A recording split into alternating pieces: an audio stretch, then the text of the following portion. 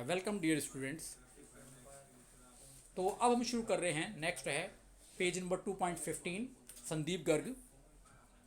तो 2.7 critical appraisal of industrial development 1990-1950-1990, यानी इन 4 decades में, इन 40 सालों में जो हमारी इंडस्ट्रियल डेवलपमेंट हुआ उसका क्रिटिकल अप्रेजल कर रहे हैं। देख रहे हो उसमें क्या सही था क्या गलत था। ये रिकॉर्डिंग में भी पॉज कर दी है, ये मैं आपको सेंड कर दूंगा डियर, आपके लिए एक शायद हेल्पफुल हो जाए। मैं रिकॉर्ड कर लेता हूँ।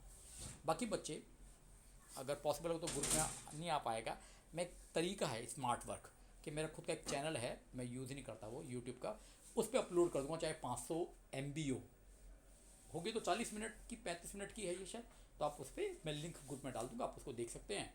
लिंक है तो आपका वो यूज़ नहीं हो, आई मीन स्पेस ख़राब नहीं होगा आपको, मतलब 300-400 MB स्टोर करके। लिंक है, जब मन करा देख लिया, जब मन करा ओ सर जी वहाँ तो आप बोल नहीं देते, यहाँ तो ज़रा चुप हो जाओ, बर्गर मैं रोटी खा लूँ, तो बीच में सर को पॉज कर दो चाहे। ओके अच्छा जी, तो अब ये है, अच्छा है ना, रुका वो शो कर, मैं कहा ये भी रिकॉर्ड हो गया, ये हुआ नहीं। Okay start. प्यारे दोस्तों, तो क्रिटिकल अप्रेजल स्पॉटलाइट देखिए इस पीरियड में कर रहे हैं। इंडस्ट्रियल डेवलपमेंट के बारे में बात करेंगे। क्या भाई कुछ इंडस्ट्री ने प्यारे बेटा कुछ में फ़ायदा दिया? हाँ सर ये चीज़ अच्छी रही, लेकिन सर एक बात बताऊँ, आप में ये कमी है, ये चीज़ आपकी गलत बात है, सर आपकी ये चीज़ बड़ी अच्छी, ये चीज़ बड़ी गलत है। तो इंडस्ट्रियल डेवलपमेंट में गवर्नमेंट ऑफ इंडिया क्या क्या, जो IPR 1956 था, इंडस्ट्रियल पॉलिसी रेजोल्यूशन 1956 था, जिसके अकॉर्डिंग हमारा इंडस्ट्रियल डेवलपमेंट हुआ इस 40 साल में, तो उसमें क्या क्या अच्छी बातें रही और क्या क्या खराब बातें रही, इसको एनालिस कर रहे हैं। 5 मिनट का टॉपिक है सारा। Start. First point, the first is data है, आपको इसको समझना कम और रटना ज़्यादा है, यानी आपको समझना कम है प्यारे बच्चों और रटना ज़्यादा है। सही बात है, प्लीज़ इसको आपको रिक्वेस्ट है कि जो डेटा है इस डेटा को अब देखिए, यानी ये कह रहा है कि इंडिया का, रिक्वेस्ट है, डेटा 1950-51 में 11.8% इस पीरियड में इंडस्ट्रियल सेक्टर का कंट्रीब्यूशन था टू द GDP। एक बार इधर देखेंगे, एज्यूम करिए, एज्यूम इधर देखेंगे प्लीज़ कि मेरे इस हाथ में 100 रुपये हैं। इधर देखेंगे मेरा राइट हैंड है, राइट हैंड आप सुनिए, इसको सुनने में महसूस करिए आप उधर कि इस राइट हैंड में डियर गर्व कि सपोज करिए कि राइट हैंड है 100 रुपये, ओके, ये लेफ्ट हैंड है, इसमें 100 रुपये हैं, यानी परसेंटेज 100 ही होगा, परसेंटेज 100 ही होगा, यानी यहाँ पर 100 रुपये मान लिया, चलो सर कह रहे तो, और यहाँ 100 को एक बार मैं समझाने के लिए 10,000 रुपये बोल देता हूँ, यानी 100 रुपये से 10,000 रुपये मैनी टाइम्स, 100 गुना, 100 टाइम्स, बहुत कई गुना होता है, लेकिन होगा तो वो भी 100% ना, होगा 100%। अब इस 100 रुपये में इधर देखेंगे, रिक्वेस्ट है, इस 100 रुपये मैंने इंडस्ट्रियल सेक्टर से पूछा, इस 100 रुपये में मैंने इंडस्ट्रियल सेक्टर से पूछा कि भाई इंडस्ट्रियल तेरा GDP में कंट्रीब्यूशन क्या है, कह रहा है 11.8।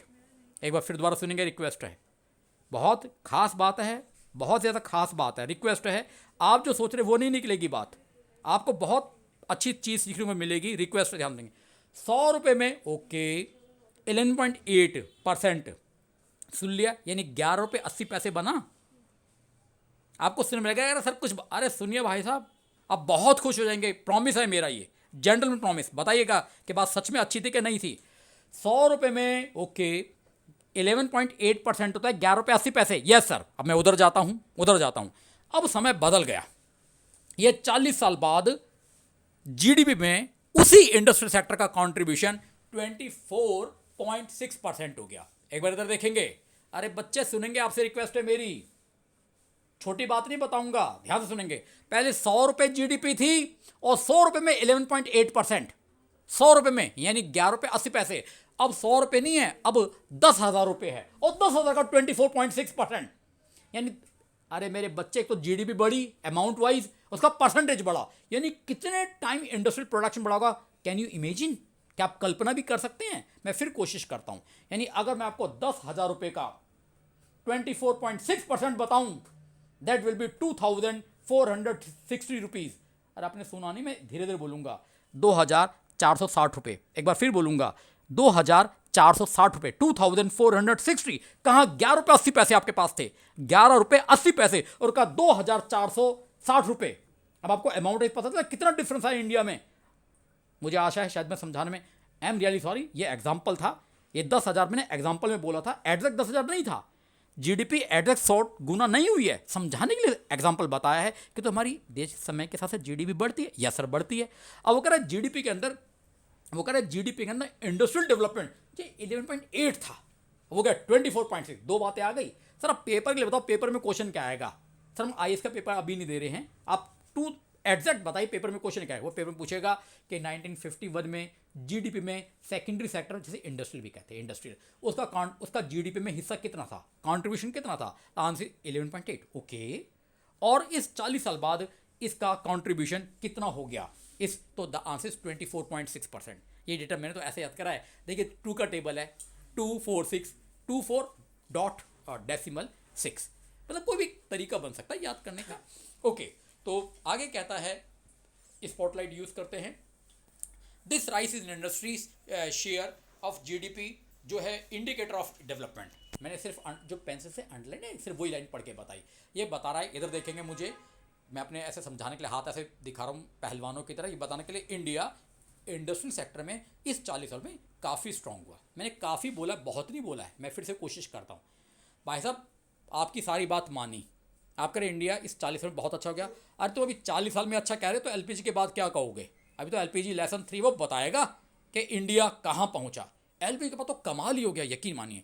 लेकिन कमाल इंडिया का जो वो पूरे वर्ल्ड में नाम रोशन हुआ, उसका मेन सोर्स जो है, मेन रीज़न है, जो मुख्य कारण है, वो टर्शरी सेक्टर है, service sector. Tertiary service sector है, सर्विस की बात कर रहे हैं। जो सबसे ऊंची इंटेलिजेंसी हाई, प्राइमरी हमेशा बुरा माना जाता है, सेकेंडरी ठीक है, टर्शरी बेस्ट है। मुझे आशा है 3 वर्ड आप समझ पा रहे हैं। हमने टर्शरी के बेस पे एलपीजी में जीडीपी का सब जीडीपी में सबसे बड़ा हिस्सा टर्शरी सेक्टर का है, याद रखना है, ये बहुत पॉजिटिव बात है। सर मुझे आप ये बात बताओ, क्या मैं होशियार हूँ कि नहीं होशियार हूँ? मैं होशियार हूँ कि नालायक हूँ? आपने मेरा टेस्ट चेक करा है, बेटा आप होशियार, मेरा पर टेस्ट में चेक करा है, आप बहुत होशियार है। सर आपको पता कैसे चलता है? किसी भी देश का जीडीपी में, अगर ये 2 बार सेंटेंस में बोलूँगा, जीडीपी में अगर प्राइमरी सेक्टर का कंट्रीब्यूशन फॉल करता है, प्राइमरी सेक्टर गिरता है, ओके, और सेकेंडरी टर्शरी बढ़ते हैं, तो ये बताता है इकोनॉमिक डेवलपमेंट हो रहा है। एक बार फिर सुनेंगे, अगर देश में जीडीपी, ग्रॉस डोमेस्टिक प्रोडक्ट, जो देश की 1 साल की कमाई है, उस कमाई में प्राइमरी सेक्टर का हिस्सा, कंट्रीब्यूशन फॉल करे और बाकी 2 जो भाई है सेकेंडरी उनका बढ़े। अगर प्राइमरी का गिरना जीडीपी में, ग्रॉस डोमेस्टिक प्रोडक्ट में, देश की 1 साल की कमाई में प्राइमरी सेक्टर अगर फॉल करता, बाकी दोनों बढ़ते हैं, तो ये इंडिकेटर है। ये इंडिकेटर सिंपल वर्ड है, ये एक पहचान है, इंडिकेटर है कि देश तरक्की कर रहा है, यानी इकोनॉमिक डेवलपमेंट। मैं अब आपसे पूछ रहा हूँ क्वेश्चन, आप जवाब दीजिएगा। अगर किसी देश में जीडीपी में प्राइमरी सेक्टर अगर फॉल कर रहा है, बस इतना ही लिखा है, प्राइमरी फॉल कर रहा है। यार अगर प्राइमरी टोटल 100% होता है, 2 बार बोलूँगा, इधर राइट हैंड पे 100%, राइट हैंड पर, लेफ्ट हैंड पे 100 होगा तो 100% ही ना, 100 तो ना, इधर 100 में 50% एग्रीकल्चर है, उधर 50 नहीं है, इधर मान लीजिए 14% है। आज का सच बता रहे हैं। यानी मैं आपसे कहना था हूँ, जो पहले लगभग 50% से भी ज़्यादा था, 50 नहीं था, 50 से भी ज़्यादा था, यस एग्जैक्टली सच बता रहे हैं। यानी जीडीपी में एग्रीकल्चर सेक्टर अगर फॉल कर, बस इतना ही बोला, यानी 100%, 100 में एक है, मान लीजिए समझाने के लिए 60, ओके, तो बाकी 40 होंगे ना। अगर इस तरफ 60 बोल दिया एग्रीकल्चर, तो बाकी 2 जो भाई बचे वो 40 होंगे, इससे ज़्यादा तो नहीं, कम भी नहीं हो सकते, 40 ही होंगे दोनों मिल करके, ओके। अब बोले इधर प्राइमरी जो उधर 60 था, 60% था सपोज, अब यहाँ पे हो गया है मान लीजिए 20%। अगर प्राइमरी गिरा है तो यानी सेकेंड टर्शरी में कोई एक तो बड़ा होगा या दोनों बड़े होंगे, दैट्स ऑल। मुझे आशा है कि अगर प्राइमरी गिरता है तो समझो सेकेंड में कोई एक तो बड़ा होगा। मैं फिर से क्वेश्चन पूछता हूँ कि मैं पूछना क्या चाहता हूँ। अगर क्वेश्चन पेपर में लिखा हो कि इकोनॉमी में, जीडीपी में contribution of primary sector is falling, that's all, full stop, बस इसके आप क्वेश्चन नहीं है। क्या ये इकोनॉमिक डेवलपमेंट का इंडिकेटर है? बताइए। तो आंसर है यस, इसका एक ही आंसर है यस। इसका मे नहीं है, मे नहीं, यस, ओनली एक ही आंसर है। प्राइमरी गिर रहा है, बस ठीक है, कमाल हो गया। बात समझ गए हैं? कि भाई 3 ही सेक्टर है टोटल, अगर प्राइमरी गिर रहा है तो दोनों में कोई भी बड़े, सेकेंडरी बड़े, गुड, टर्शियरी बेस्ट, यानी टर्शियरी। बात समझ रहे? आपने खेलना कूदना कम कर दिया, प्राइमरी कम कर दिया, आपके अकाउंट्स में मार्क्स कम बढ़े, मैथ्स में ज़्यादा बढ़े, या मैथ्स में बढ़े, इको में बढ़े, टोटल ओवरऑल परसेंटेज तो बढ़ेगी। Thank you. बात समझ में आ गई प्यारे बच्चे? यानी मैं कहना चाहता हूँ कि इन 40 सालों में क्या क्या क्वेश्चन याद करते हैं। पहला आप बताइए, इनसे मैं पूछता हूँ, मैं आंसर दे दूंगा इनकी तरफ से। 1950-51 में जीडीपी में कंट्रीब्यूशन इंडस्ट्रियल सेक्टर कितना? 11.8। Very good. 40 साल बाद कितना गया सर? 24.6। ओके। इकोनॉमिक डेवलपमेंट का इंडिकेटर क्या है सर? प्राइमरी का गिरना, सेकेंडरी रेशियो का बढ़ना। क्या इन 40 सालों में इंडस्ट्रियल सेक्टर बढ़ा? Yes sir. यानी इकोनॉमिक डेवलपमेंट बढ़ा? Yes sir. 4 क्वेश्चन समझ में आ गए। 4 क्वेश्चन बन सकते हैं हमारे। 2 डेटा पूछ सकता है, एक होता है economic development concept. Economic development का कॉन्सेप्ट क्या होता है? आसान बात है। और हमने आपसे बात करी कि इंडिया में इंडस्ट्रियल सेक्टर डबल से भी थोड़ा सा ज़्यादा, 11.8 का डबल कर दो, 11.8 लगभग 12% होता है, इसका डबल को 24% आएगा। ये 24 से भी, वैसे 24 से 11.8 है, वो 23.6 बनेगा। सिंपल बात है मेरे ख्याल में। क्या मैं कहना उससे भी 1%, 24.6 है, यानी एक डबल से भी 1% ज़्यादा है ना? देश के लिए खुशी की बात है, खुशी की बात है। अभी अरे प्यार बच्चों, लेसन 2 है, लेसन 3 में सोचो क्या कमाल होगा। यानी किसी बच्चे ने सिर्फ 2 महीने ट्यूशन पढ़ी तब ये हाल है। पहले अगर 1 साल पढ़े तो क्या, मेरी बात कुछ हद तक समझ में आ रही है? कोई बच्चा 2 महीने जिम गया, 2 महीने उसने कोई स्पोर्ट्स एक्टिविटी करी अपनी अच्छी, और 2 महीने में उसने स्टेट लेवल पर चैंपियन बन गया, तो सोचो 1 साल बाद क्या हाल होगा उस बच्चे का। मुझे आशा है बात समझ पा रहे। ओके। तो लास्ट वर्ड आप देखेंगे तो लिखा है कि इंडस्ट्री के during the period is also admirable. यानी हम इसको एडमायर करते हैं। एडमायर मतलब हम इनकी तारीफ करते हैं, प्रशंसा करते हैं, इनको इनकी वाहवाही करते हैं। ओके। अब पॉइंट नंबर 2 ये कहता है कि भाई पहले मैं सिर्फ पहले इधर देखेंगे बच्चे, मैं 2 ही क्लास पढ़ाता था, 11th-12th, और दोनों के अंदर 10-10 बच्चे होते थे। ये पूरे दिन में 2 बैच, 10 बच्चे 11th के। तो आज BCom program, BCom honours, MCom, MA economics, MBA, यानी हम बहुत सारे लेवल पर पढ़ाते हैं, और सभी के number of student in a batch as well as number of batches. यानी बैच में जहाँ 10 बच्चे थे अब 100 बच्चे हैं। पहले 2 ग्रुप पढ़ाते थे ओनली, एक 11th एक 12th। अब 11th का बहुत सारे क्लासेस पढ़ाते हैं, और 11th के 3 ग्रुप हैं, 12th के 5 ग्रुप हैं, एमबीए के 2 ग्रुप हैं, और सभी ग्रुप में अगर मान लीजिए 10 के बजाय 100 बच्चे हो, यानी वो आदमी कितने बच्चे पढ़ाता होगा यार, कितना कमाता होगा। मेरे पास में एक आदमी 20 बच्चे पढ़ा रहा है, एक 5000 स्टूडेंट पढ़ा रहा है, दोनों के इनकम में डिफरेंस समझ में आ गया होगा। तो मैं आपसे हमने यहाँ पे देखा कि इंडियन इकोनॉमी जो पहले मैंने से पूछा, मैंने कहा भाई दोस्त तू मुझे एक बात बता। कह रहा सर मैं पहले, मेरा नाम है 1850 सर, मैं ईयर हूँ 1850 के आसपास। मैंने कहा ठीक है भाई साहब। कह रहा हमारे देश में 2 ही इंडस्ट्री हैं, एक कॉटन, एक जूट। मैंने कहा ओके। कह रहा cotton western part of India, Maharashtra Gujarat में, जिन पे डोमिनेट इंडिया के लोग करते हैं। ओके। कह रहा जूट उधर बंगाल में। ओके। कह रहा फॉरेनर डोमिनेट करते हैं, अधिकार रखते हैं। ओके। ये 2 बातें थी। थोड़ा सा आगे पढ़ा, थोड़ा सा, ये थोड़ा पुराना समय था, ये आगे 1907 ये रहा। कह रहा टिस्को। मैंने कहा ठीक है, Tata iron and steel company. Okay. थोड़ा सा आगे बढ़ते हैं। सेकेंड वर्ल्ड वॉर खत्म हो रहा है, 6 अगस्त 9 अगस्त 1945, 6 अगस्त 9 अगस्त 1945, हिरोशिमा नागासाकी, लिटिल बॉय नाम का एटम बम अमेरिका ने, यूएसए ने जापान पे गिरा था, और वर्ल्ड वॉर खत्म हो गया था। तो उस समय इंडिया इधर करता, ब्रिटिश रूल था। अभी इंडिया आज़ाद नहीं हुआ, होने वाला है 2 साल बाद, अभी 1945 में हमें। तो 3 जने आ गए, सीमेंट, शुगर एंड पेपर, ये 3 जने और आ गए। Thank you.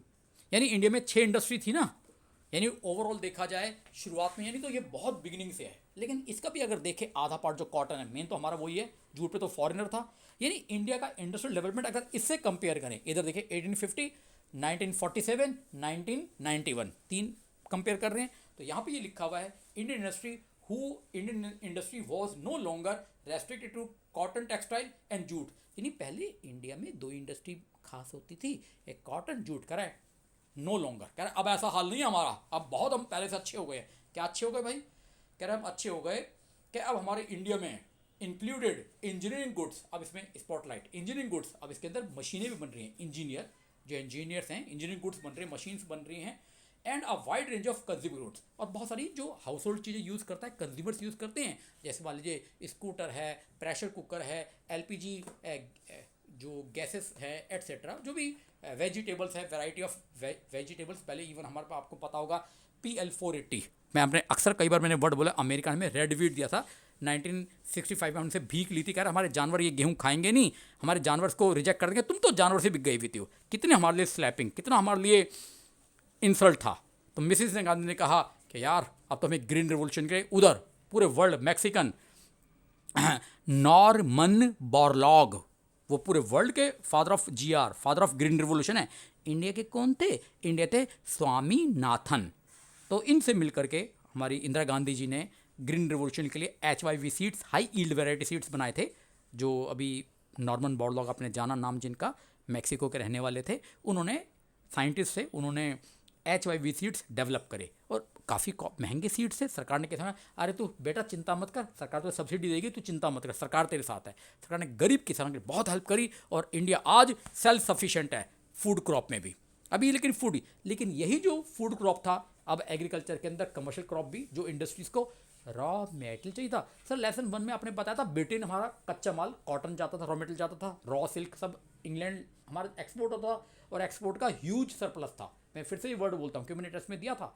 आप ऐसे कुछ बच्चों का ये ऑप्शन गलत था, एसर्शन रीजन बेस्ड था, कोई बात नहीं, बच्चे गलतियाँ करते हैं, लेकिन गलतियों को से सबक सीखना, उन गलतियों को रिपीट ना करना, ये भी एक, अब यानी आप ग्रो कर रहे हैं, आप आगे बढ़ रहे हैं। गलती करना कोई बड़ी बात नहीं, लेकिन गलती को एनालाइज नहीं करना, उसको नहीं सुधारना, ये गलत है, ये गलत है। गलती करना गलत नहीं है।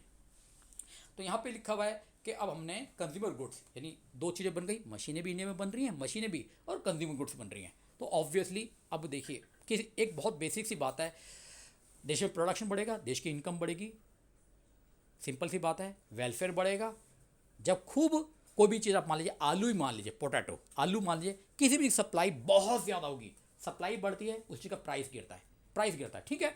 पॉपुलेशन बढ़ रही है, सर पॉपुलेशन 3.5 गुना हो गई है, 3.5 टाइम्स 1947 से 2021। सर आज डेट है 29 डे ऑफ नवंबर 2021। तो आज भारत की, जब भारत आज़ाद हुआ था तब से आज भारत की आबादी पॉपुलेशन 3.5 टाइम्स है, लेकिन जो एग्रीकल्चर प्रोडक्शन है या इंडस्ट्रियल प्रोडक्शन है वो कितना है, मोर देन दैट, उससे ज़्यादा है। तो सर कि लोग अगर मांग रहे 4 बर्गर दो, अगर 10 बर्गर ले लो, 2 बातें से प्रूव हो रही है, सप्लाई ज़्यादा है, प्राइस गिरेगा, 1 थिंग। सर फिर इन्फ्लेशन को देखिए, ओके वो एक अलग टॉपिक है।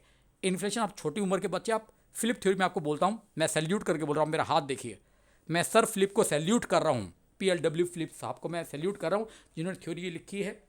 उन्होंने कहा कि इन्फ्लेशन वेजेस की वजह से होता है और ये इकोनॉमिक डेवलपमेंट के लिए पॉजिटिव इंडिकेटर है जो एम्प्लॉयमेंट से होता है। एक बार फिर सर आप एक सेंटेंस बोलिए, आप सिनोनिम 4 मत बताइए, इन्फ्लेशन एम्प्लॉयमेंट में क्या रिलेशन है, पॉजिटिव।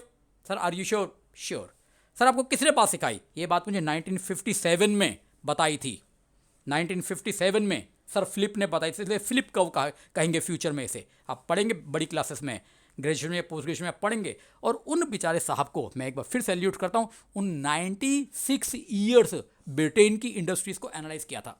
आपने सुना नहीं, मैं दोबारा बोलता हूँ, उन्होंने 100 साल में 4 साल कम, 96 ईयर्स मतलब 100 मान लो लगभग, समझाने के लिए 100, हाँ सच है, एग्जाम्पल नहीं है, सच बता रहे हैं। 96 ईयर्स तक उन्होंने ब्रिटेन में इंडस्ट्रीज़ को एनालाइज किया, उनके डेटा कलेक्ट किए, डेटा पे रिसर्च करी, देखा कि बेरोजगारी, अनएम्प्लॉयमेंट कब आया, तो उन्होंने अनएम्प्लॉयमेंट में और इन्फ्लेशन महंगाई इन्फ्लेशन में अनएम्प्लॉयमेंट में निकाला नेगेटिव रिलेशन है। यानी आप अगर इन्फ्लेशन बढ़ाओगे, इधर देखेंगे प्लीज़, इधर देख रिक्वेस्ट, ये वाई एक्सेस है, इधर इन्फ्लेशन है, इधर अनएम्प्लॉयमेंट है, एक्स एक्सेस इधर। और ये डिमांड का होता है ना, डाउनवर्ड डिमांड का, ये डिमांड का जैसा होता है, ऐसे स्ट्रेट नहीं है, लेकिन पहले ये स्टीपर है।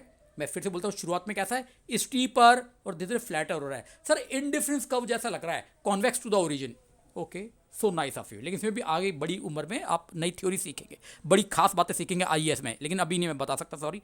तो मैं आपसे कहना था, इन्फ्लेशन ऊंचा बेरोजगारी को, अनएम्प्लॉयमेंट को रिड्यूस करता, जो अच्छी बात है। अनएम्प्लॉयमेंट कम होगा तो एम्प्लॉयमेंट बढ़ेगा, जो GDP को बढ़ाता है, GDP बढ़ता है, सोशल वेलफेयर बढ़ता है। यानी इन्फ्लेशन हमेशा, मोटापा हमेशा बुरा नहीं होता, लेकिन अति हाइपर इन्फ्लेशन, ओ ये गलत हो गया, ये गलत हो गया, नहीं sorry, you are wrong, hyper inflation बुरा होता है, इन्फ्लेशन बुरा नहीं होता। सर मैं एक बात पूछती हूँ, बहुत दुबला पतला आदमी और मोटा आदमी, इन दोनों में ज़्यादा, दोनों ही बुरे हैं, इन्फ्लेशन भी डिफ्लेशन भी। सर दोनों में ज़्यादा बुरा कौन है? Good question. प्रोफेसर लॉर्ड कहते हैं, लॉर्ड जॉन मेनार्ड कीन्स ने अपनी किताब में लिखा है, किताब का उनका नाम है journal theory of employment, interest and money. उसमें सर ने खुद लिखा है, उनको फादर ऑफ मैक्रो इकोनॉमिक्स कहता है, पूरा वर्ल्ड कहता है। क्या सर ने लिखा है? सर की कोटेशन है, सर के वर्ड्स है, इन्फ्लेशन इज नॉट गुड, मैं जान के समझाने नॉट गुड बोल रहा हूं, वाइल डिफ्लेशन इज इनएक्सपीडियंट। कहता है इन्फ्लेशन, ये मोटापा बुरी बात है, लेकिन डिफ्लेशन को तो नाम मत लेना, इतना इतना इतना ज़्यादा बुरा है कि देश बर्बाद हो जाता है। 1929 1933 इस 4 साल में होता। उस समय को देखकर सर ने थ्योरी लिखी थी। 1936 में सर की किताब आई थी जिन्हें हम फादर ऑफ इकोनॉमिक्स कहते हैं। Lord Jenkins. मीटिंग ओवर हो गई लेकिन वो चल रही है, रिकॉर्डिंग तो हो ही रहा है। तो मैं रीस्टार्ट कर लेता हूँ, कोई बात नहीं। 2 मिनट में छुट्टी कर देंगे, लास्ट 2 मिनट्स प्यारे बच्चों। मुझे पता है बच्चे आप आफ्टर ऑल है, थक जाते हैं, सारी बात सच है। 2 मिनट में छुट्टी कर देंगे, 1.5 मिनट भी नहीं चलिए। तो मैं इसको वो उसमें आ जाए फोटो, तो ये ले लेता हूँ। वो तो चल रहा है, ये हमारी फाइल से है।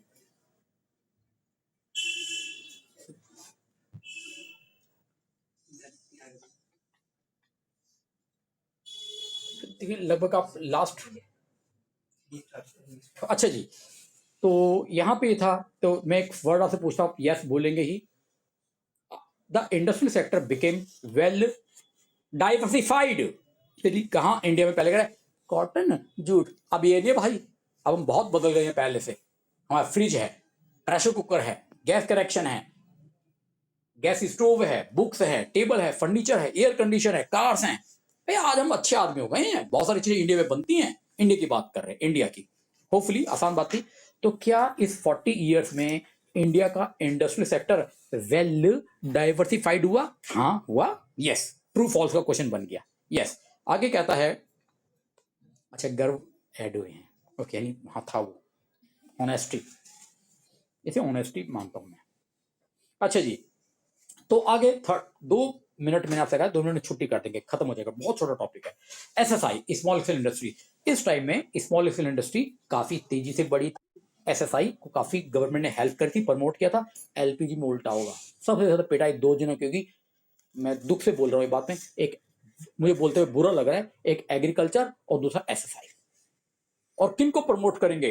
ट्रस्टी सेक्टर बढ़ा, मैं उसको बुरा नहीं कह रहा। अरे वो पहले से अमीर थे, वो मुकेश अंबानी कोई पहले भिखारी घर का लड़का नहीं था। क्या बात कर रहे हैं आप? वो धीरू भाई अंबानी का लड़का है। हाँ ठीक है, धीरू भाई अंबानी ने मेहनत करी, मैं उसको तो मतलब सुपर सैल्यूट करता हूँ, सैल्यूट है। वो कहाँ, ओमान मस्कट, कहाँ बेचारा वो फ्यूल स्टेशन में काम करने वाला आदमी, गुजराती बुद्धिमान। कैसे पैसा कमाया जा सकता है? 2006 में मैंने मेरे बेस्ट फ्रेंड पंकज के साथ फिल्म देखी थी गुरु, जो उनकी बायोग्राफी है, उन पर based movie. Very sorry, very sorry.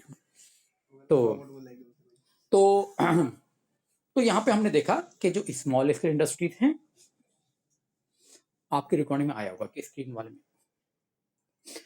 तो हमने देखा कि SSI generating more employment, it promote growth with equity. ये मेरा फेवरेट वर्ड है यार। देश की जीडीपी तब भी बढ़ेगी अगर मुकेश अंबानी अमीर और अमीर।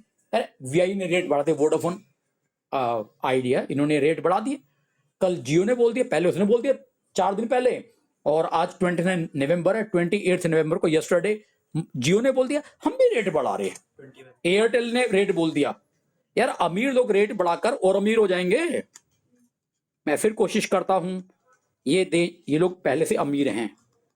इन इक्वलिटीज ऑफ इनकम, ये इकोनॉमिक्स का हमेशा नेगेटिव वर्ड है। अमीरी गरीबी में अंतर, ये अच्छा टॉपिक नहीं है, ये गंदी बात है।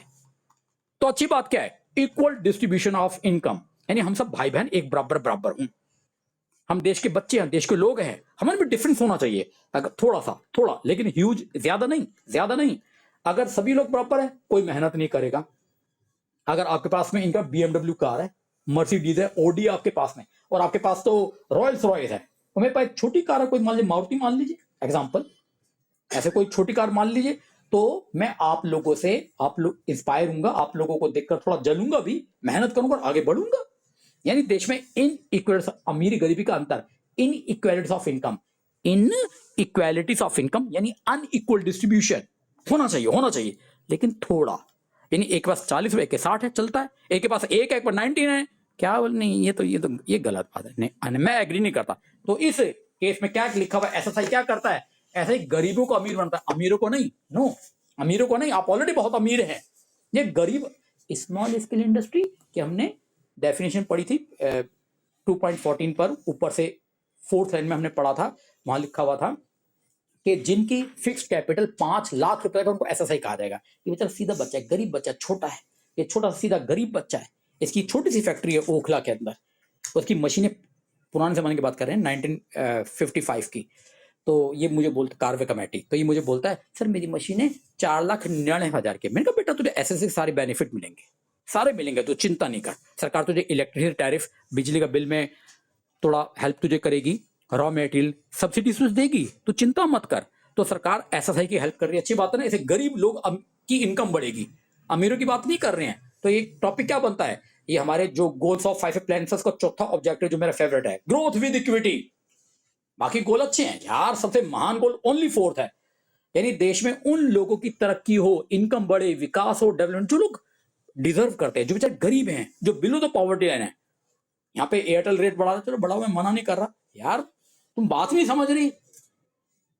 वो एक आदमी से 30 रुपए ज्यादा लेगा अगर उसके मान लीजिए 10 करोड़ कंज्यूमर सब्सक्राइबर है, कंज्यूमर्स हैं जो सिम यूज करते हैं, जियो की, एयरटेल की, फलाने की। आप समझ गए, समझ गए यार। एक आदमी अगर 30 रुपए भी देगा और 10 करोड़ लोग पर मंथ, साल का कितना बनता है। ये तो सिर्फ इंक्रीज इनकम बता रहा हूँ, 30 रुपए इंक्रीज है। टोटल उसकी इनकम 250-300 रुपए के आप रिचार्ज कराते होंगे, शायद 250, 300, 400, 200 जो भी आप कराते होंगे। तो ये तो अमीर लोग अमीर बन रहे हैं, ठीक है, बड़े में इनसे जलता नहीं हूं। लेकिन मेरी खुशी तब है जब कोई गरीब आदमी मेहनत कर रहा है, ऑनेस्ट है, हार्ड वर्क कर रहा है, एजुकेशन गेन कर रहा है, ह्यूमन कैपिटल फॉर्मेशन, पढ़ लिख रहा है यार, वो लोग डिजर्व करते हैं यार, उनको पैसा मिलना चाहिए, इज्जत मिलनी चाहिए, तब देश खुशहाल होगा। जापान ऐसा ही नहीं है, जापान ऊंचे नाम पे आता है जापान। मैं एक वर्ड बोलूंगा, रिक्वेस्ट आप सुनेंगे सिंगापुर के बारे में या और दूसरे ऐसे कुछ, नॉर्वे के बारे में सुनेंगे, फिनलैंड के बारे में सुनेंगे, भाई साहब इनकी पर कैपिटल इनकम हाई है। और वो पर कैपिटल इनकम जो एक्चुअल है और जो नेशनल से एस्टिमेटेड निकाल देते हैं, दोनों में डिफरेंस नहीं है। एक बार मैं फिर कोशिश करता हूँ, कहना क्या चाहता हूँ, मैं कहना ये चाहता हूँ कि मान लीजिए हमारी पर कैपिटल इनकम जीडीपी के बढ़ने पर कैपिटल में बढ़ती है अगर पॉपुलेशन कांस्टेंट रहे, ओके, लेकिन उसका डिस्ट्रीब्यूशन अगर इक्वल ना हो, यानी अमीर आदमी सिर्फ अमीर हो रहा है, गरीब अमीर नहीं हो रहा है, तो पर कैपिटल इनकम तब भी बढ़ेगी, लेकिन एक्चुअल नहीं, सिर्फ कागजों में बढ़ेगी, नकली, झूठ। यानी पर कैपिटल इनकम तब अच्छी मानी जाएगी जो सच में इक्वल डिस्ट्रीब्यूशन, नहीं सभी गरीब लोगों की इनकम बढ़ेगी तो अमीर गरीब का डिफरेंस कम हो जाएगा, कम हो जाएगा। तो सरकार इसके लिए क्या करती है, good question, fiscal policy, FISC, budget जिसे कहते हैं। अमीर से पैसा नोच नोच कर गरीब पैसा खर्च करती है, अमीर नीचे आते हैं, प्रोग्रेसिव टैक्सेशन से, डायरेक्ट टैक्सेस, अमीर से टैक्स लेती है, इनकम टैक्स लेती है, गरीबों पैसा वेलफेयर एक्टिविटीज में खर्च करती है, तो गरीबों की इनकम बढ़ती है, अमीरों की इनकम कम होती है, दोनों के बीच का गैप कम हो जाता है, यानी वेलफेयर बढ़ेगा। यानी जितना अमीर गरीब डिफरेंस कम होगा, मैं बिल्कुल बराबर नहीं कह रहा, बिल्कुल बराबर कोई काम करेगा ही, मोटिवेशन नहीं मिलेगा अमीर बनने का, कुछ गैप होना भी चाहिए, जरूरी है, फुल स्टॉप। थोड़ा थोड़ा समझ में आया, बस एक सेंटेंस और बोलूंगा बस उसके बाद। तो लास्ट कहता है, क्वाइट लास्ट है, कहता है कि फॉरेन कॉम्पिटिशन, मैं नहीं बोलूंगा कुछ नहीं बोलूंगा इस टॉपिक पर, क्योंकि मैंने कम से कम 30-35 मिनट पे बोला है पीछे। फॉरेन ट्रेड पूरा टॉपिक अभी हमने सारा बताया, अभी करा है सर क्या, मैंने बताया कि इनवर्ड लुकिंग स्ट्रेटेजी हमने बनाई, इंपोर्ट सब्सिट्यूशन हमने करा, हमने फॉरेन एक्सचेंज को बचाने के लिए, सेव करने के लिए ऐसा करा, और जो हमारे इंडिजीनियस डोमेस्टिक इंडस्ट्रीज थी उन बेचारों को प्रोटेक्ट करने के लिए, ए हेलो पहलवान अमेरिका, तू आ सकता है, मना नहीं है, लेकिन तू आएगा 1000% टैक्स लगेगा तब इंपोर्ट ड्यूटी। सर मैं नहीं आ रहा, अच्छा है माता, हम चाहते तो तुम आता। और दूसरा कह रहा मैं फिर भी आ जाऊंगा, आ जाएगा यार, बड़ी दिक्कत हो गई भाई, 3 से ज्यादा नहीं आ सकता। यार मैं तो 10,000 जैकेट लाया हूं, अरे भाई सुन ले, जैकेट जैकेट है, जैकेट 3 जैकेट से ज्यादा ऊपर लाना बैन है, और चौथा बहुत गंदे हो, होने दे, मुझे बच्चों को बचाना है होपफुली। तो क्वाइट लास्ट पेज, एक पेज फॉरवर्ड करता हूं, डियर गर्ल। तो द लैक ऑफ कंपटीशन, ये भी बात बताने की जरूरत है, हमने इसी में पढ़ लिया है कि एफर्ट्स, ये अंडरलाइन आप देखिए, लास्ट वर्ड यहाँ पे है, sincere efforts to improve the quality, हमने ऐसा करा। कहता domestic industry fail to international standard of product quality. अब मैंने, आप जो बच्चे हैं, आपका मैं समझाना, ए बोल देता हूँ एक बार समझाने के लिए, बी बोल देता हूँ, सी बोल देता हूँ, आप सब मेरे बच्चे हैं, मेरे भाई बच्चे हैं, आप सब बहन है मेरी, तो ये आप ABCD ये सब बच्चे जितने भी बैठे हुए हैं, इनको पता चल गया क्या सर तो हमारे बहुत अच्छे हैं, बहुत अच्छे हमारे सर हैं, ये हमें फॉरेन कॉम्पिटिशन प्रोडक्ट कर रहे हैं, प्रोटेक्ट कर रहे हैं, बचा रहे हैं। तो उन्होंने कहा अपनी क्वालिटी क्या बढ़ानी, मैंने कहा यार तो इसने गलत यूज कर लिया मेरी लीनियंसी का, मेरे विनय होने का, मेरे नर्म होने का, मेरे सॉफ्ट होने का, जेंटल होने का, तो फायदा उठा रहा है, तो गलत काम कर रहा है मेरे साथ। मैंने कहा बेटा तो कभी भी टाइम ले लियो, फलाना ऐसा कर लियो, वो चीज कर लियो। यार ये इतना बेवकूफ आदमी मैं थोड़ी हूँ, तुम इतना मुझे मिस यूज कर रहे हो। तो इंडिया ने इन्फेंट इंडस्ट्रीज के लिए प्रोटेक्शन करा था। अब ये करे अपनी, अब ढेर बड़े हो रहे हैं तो क्वालिटी क्वालिटी अपनी अच्छी करो, मेहनत करो, आप बड़े आदमी बनो। तो यहाँ पे जो इंडिजीनियस यानी इंडियन डोमेस्टिक देश के अंदर की जो इंडिजीनियस इंडस्ट्रीज थी उन्होंने क्वालिटी, क्योंकि इनको प्रोटेक्ट करा, उन्हें कंपटीशन फेस नहीं करना पड़ा। आपका कभी टेस्ट होगा नहीं, सीबीएसई का पेपर होगा नहीं, तो कौन बच्चा पढ़ेगा? पेपर होगा पे पढ़ो यार, पढ़ो यार। यानी जब आप दूसरे उसकी कार में 4 सिलेंडर वाली है, जापान की कार, जर्मनी की फलाना, उनका कैमरे का लेंस इतना मेगा पिक्सल, हम भी करेंगे हम। यानी जब उनके साथ हम कॉम्पीट करेंगे, कंपटीशन करेंगे, तो हम भी अपनी क्वालिटी बढ़ाएंगे। तो एक दिक्कत हो गई, जब हमने अपनी इन्फेंट इंडस्ट्री को प्रोटेक्ट करा तो अपनी क्वालिटी उसने बढ़ाई नहीं। ये गलत, ये नेगेटिव पॉइंट हो गया, ये नेगेटिव बात थी। यानी प्रोटेक्शन अच्छा होता है अगर वो इन्फेंट है, लेकिन वो इन्फेंट से अगर यंग हो गया है, 20 साल का हो गया यार, कब तक इसको बच्चा बच्चा कहोगे? बच्चा ही रह जाएगा हमेशा, कभी जवान नहीं बनेगा। तो बेटा खुद कर इसको, 2 क्वेश्चन कर, 2 तू अपने आप कर, 5 कर अपने आप, नहीं आए तो पूछियो। पहले मैंने समझा दी थ्योरी, तो मेरे कल 2 बोर्ड पे करके दिखाया, अब तू कर अपने आप, नहीं होगा मैं करूंगा, मैं हेल्प करूंगा, लेकिन अपने हाथ से भी तो कुछ करना शुरू कर। कब तो दूसरे के पे डिपेंड रहेगा, बोझ बना रहेगा। जो ज्यादा बोझ दूसरे पे डिपेंड रहता है वो, आगे बोलूंगा, अपाहिज हो जाता है वो हमेशा के लिए। ये गंदी नेगेटिव वर्ड है ये, क्यों? हमेशा सब पे डिपेंड है, माँ बाप पे डिपेंड है, बड़े भाई पे डिपेंड। ठीक है, जब तक आप स्थिति ऐसी है रहो डिपेंड, लेकिन जब आपको लगे कि आप कर सकते तब खुद भी करना चाहिए। तो इंडिया में ये नेगेटिव बात रही। एंड ध्यान सुनने के लिए आपका बहुत बहुत धन्यवाद। इसके बाद एक छोटा सा टॉपिक 2 3 4 और बचे जो हम कल करेंगे। लाइसेंसिंग पॉलिसी है, एग्रीकल्चर पब्लिक सेक्टर है, और बस ये 2 ही हैं, ये हम कल कर लेंगे। प्यारे बच्चों, जो टॉपिक हमारा बचा है खत्म होने में, इससे रिलेटेड क्वेश्चन सीबीएसई में भी और हमारे टेस्ट में भी